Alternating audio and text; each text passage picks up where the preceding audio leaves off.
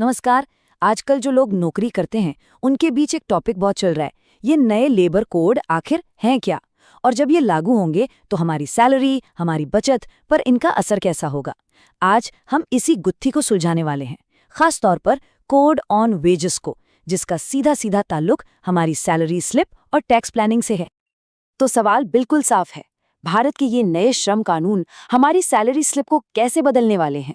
और यकीन मानिए, ये सिर्फ कुछ नंबरों का हेरफेर नहीं है। ये असल में हमारी सोशल सिक्योरिटी यानी भविष्य की सुरक्षा को देखने के नजरिए में एक बहुत बड़ा बदलाव है।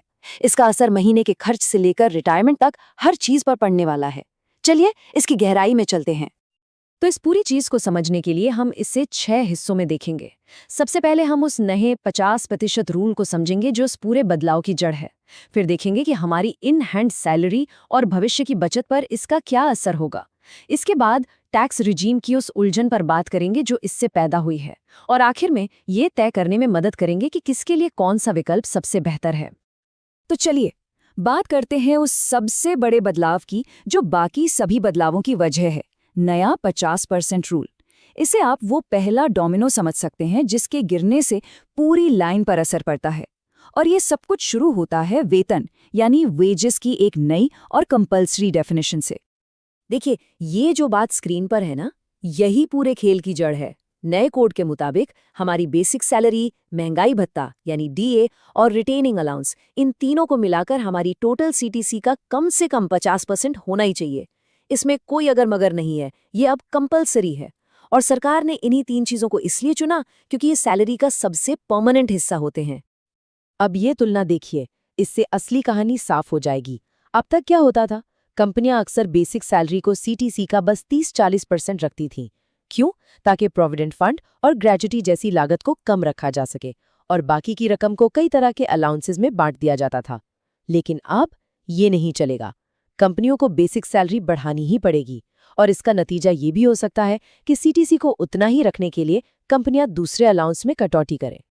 तो इस 50% रूल का सीधा सीधा असर क्या होगा, इसको ऐसे समझिए। Short term pain, long term gain. मतलब हो सकता है कि अभी हाथ में पैसा थोड़ा कम आए, पर फ्यूचर के लिए एक तगड़ी बचत की नींव रखी जा रही है। ये चार्ट देखिए, साफ पता चल रहा है कि बदलाव कितना बड़ा है। जहां बेसिक सैलरी का हिस्सा पहले कम रखा जाता था, अब उसे कंपल्सरी तौर पर 50% या उससे ज्यादा करना ही होगा। ये कोई छोटा मोटा एडजस्टमेंट नहीं है। देश के करोड़ों सैलरीड लोगों के लिए ये दशकों में सबसे बड़ा स्ट्रक्चरल चेंज है। अब देखिए इसका कनेक्शन कैसे बनता है। हमारा प्रोविडेंट फंड यानी पीएफ हमारी बेसिक सैलरी का 12% होता है। तो गणित बिल्कुल सीधा है। जैसे ही बेसिक सैलरी बढ़ेगी, पीएफ में कटने वाला पैसा भी अपने आप बढ़ जाएगा। और सिर्फ पीएफ ही नहीं, ग्रेच्युटी की कैलकुलेशन भी बेसिक सैलरी पर होती है, तो वो भी भविष्य में बढ़ेगी। तो सबसे पहली चीज जो महसूस होगी वो है महीने की टेक होम सैलरी में कमी। क्योंकि अब पीएफ में पहले से ज्यादा पैसा कटेगा, तो जाहिर है महीने के आखिर में बैंक अकाउंट में जो रकम आएगी वो थोड़ी कम हो जाएगी। ये वो बदलाव है जो नियम लागू होने के बाद पहले ही सैलरी स्लिप में दिखेगा। लेकिन इसका जो दूसरा साइड है वो बहुत पावरफुल है। रिटायरमेंट के लिए जो पैसा जमा हो रहा है यानी पीएफ और ग्रेच्युटी, वो अब कहीं ज्यादा तेजी से बढ़ेगा। और ये कोई छोटी मोटी बढ़त नहीं है। 25-30 साल के करियर में कंपाउंडिंग के असर से ये रिटायरमेंट फंड में लाखों का फर्क डाल सकता है। इस पूरे बदलाव के पीछे सोच यही है। सरकार का मकसद लोगों की सोशल सिक्योरिटी की नींव को मजबूत करना है, न कि अभी के लिए खर्च करने की पावर को बढ़ाना। ये एक लॉन्ग टर्म विजन है जो ये पक्का करता है कि रिटायरमेंट के बाद एक अच्छी खासी रकम हाथ में हो। तो ठीक है, सैलरी का स्ट्रक्चर तो बदल गया, लेकिन इसका एक और बहुत बड़ा असर पड़ेगा, और वो है टैक्स प्लानिंग पर। सैलरी में हुए इस बदलाव ने ओल्ड और न्यू टैक्स रेजीम के बीच का चुनाव पहले से कहीं ज्यादा ट्रिकी और जरूरी बना दिया है। अब नए सिरे से सोचना होगा। तो पहले फटाफट से इन दोनों रेजीम्स का बेसिक डिफरेंस समझ लेते हैं। ओल्ड रेजीम मतलब टैक्स स्लैब ऊंचे हैं, पर ये एचआरए, एटीसी, होम लोन जैसी 70 से ज्यादा कटौतियों का फायदा देती है। वहीं न्यू रेजीम को टैक्स कोड को सिंपल बनाने के लिए लाया गया था। इसमें टैक्स रेट कम है, पर लगभग सारी कटौतियां खत्म कर दी गई हैं। तो पहले बात करते हैं पुरानी टैक्स रेजीम की। इसे आप ट्रेडिशनल डिसिप्लिन्ड इन्वेस्टर्स का रास्ता कह सकते हैं। ये उन लोगों के लिए है जो टैक्स बचाने के लिए मिलने वाली हर छूट और कटौती का पूरा पूरा इस्तेमाल करते हैं। स्क्रीन पर जो ये लिस्ट है, इसे एक फाइनेंशियल चेकलिस्ट की तरह देखिए। क्या कोई किराए पर रहता है, होम लोन की ईएमआई चल रही है, बच्चों की ट्यूशन फीस है, या ईएलएसएस, पीपीएफ में इन्वेस्ट करते हैं?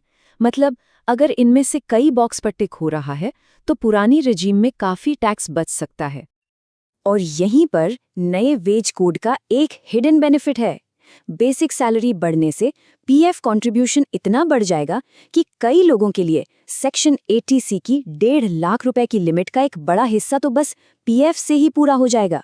इसका मतलब ये है कि टैक्स बचाने के लिए अलग से इन्वेस्टमेंट का टेंशन थोड़ा कम हो सकता है। अब आते हैं न्यू टैक्स रिजीम पर। इसे आप फाइनेंस का मिनिमलिस्ट अप्रोच कह सकते हैं। ये उन लोगों के लिए है जिन्हें इन्वेस्टमेंट की झंझटों से ज्यादा हर महीने हाथ में ज्यादा कैश यानी लिक्विडिटी चाहिए। ये बात न्यू रिजीम का कोर आइडिया बताती है। ये खासकर उन यंग प्रोफेशनल्स के लिए फायदेमंद हो सकती है जिनकी ज्यादा देनदारियां नहीं हैं या जो टैक्स बचाने के बजाय उस पैसे को अपनी ज़रूरतों के लिए इस्तेमाल करना चाहते हैं, जैसे स्टूडेंट लोन चुकाना या घर के लिए डाउन पेमेंट जोड़ना। तो नई रिजीम कब बेहतर है?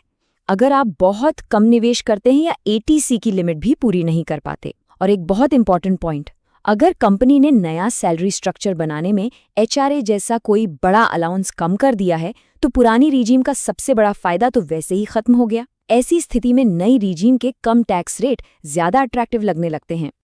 तो अब आते हैं सबसे जरूरी सवाल पर, आखिरी फैसला कैसे करें? देखिए, इस पूरी बातचीत का सार ये है कि अब कोई बना बनाया फॉर्मूला काम नहीं करेगा। अब अपनी फाइनेंशियल सिचुएशन के हिसाब से खुद कैलकुलेशन करना होगा। अब कोई रूल ऑफ थंब काम नहीं कर सकता। जो फैसला किसी दोस्त के लिए सही है, हो सकता है वो हमारे लिए गलत हो, भले ही सैलरी एक जैसी हो। क्यों? क्योंकि हमारे निवेश, हमारे खर्चे और हमारी फाइनेंशियल प्रायोरिटीज अलग हैं। इसलिए कैलकुलेटर तो उठाना ही पड़ेगा। लेकिन ये कोई मुश्किल काम नहीं है, बस ये 4 सिंपल स्टेप्स हैं।